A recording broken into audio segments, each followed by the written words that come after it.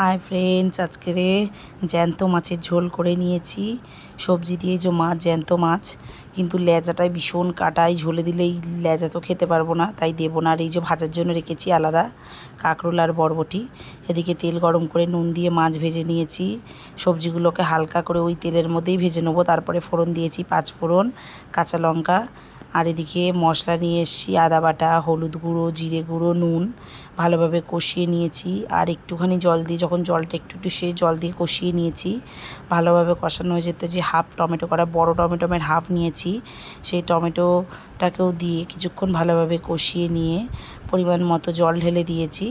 জল ঢেলে অনেকক্ষণ ধরে কষিয়েছি, কারণ আদার একটা ফ্লেভার আসে, সেই গন্ধটা চলে গেলে তারপরে জল দেবো, যেহেতু ঝোল একটু বেশিই জল দেবো। তা জল দিয়ে সবজিটা সেদ্ধ করার দিয়ে অপেক্ষা করলাম। যখন ঝোলটা ভালোভাবে ফুটে গেছে, তখন ভাজা মাছগুলোকে দিয়ে দিয়েছি। তবে লেজাটা আমি দিইনি, দেখো 3টে মাছই দিয়েছিলাম। লেজাটা আমি খেতে দিলে আমি বাঁচতে পারবো না, প্রচুর কাটা, আমি খেতে পারি না, লেজা দিইনি তাই। তো এই যে মাছগুলো দিয়ে ভালোভাবে ফুটিয়ে ঝোলটা নামিয়ে নিয়েছি। গরমকালে এই ঝোল খেতে খুবই ভালো লাগে। আর বাড়িতে বাচ্চা থাকলে তো এই ঝোল খুবই উপকারী। আর গন্ধরাজ লেবু থাকলে তো কোনো কথাই না, খুব ভালো লাগে। তো আমি সপ্তাহে একদিন করে চেষ্টা করি যে এই জ্যান্ত মাছের এরম ঝোল করার, করিও, প্রায়ই করি। তো তোমাদের ভিডিওটা কেমন লাগলো অবশ্যই জানিও।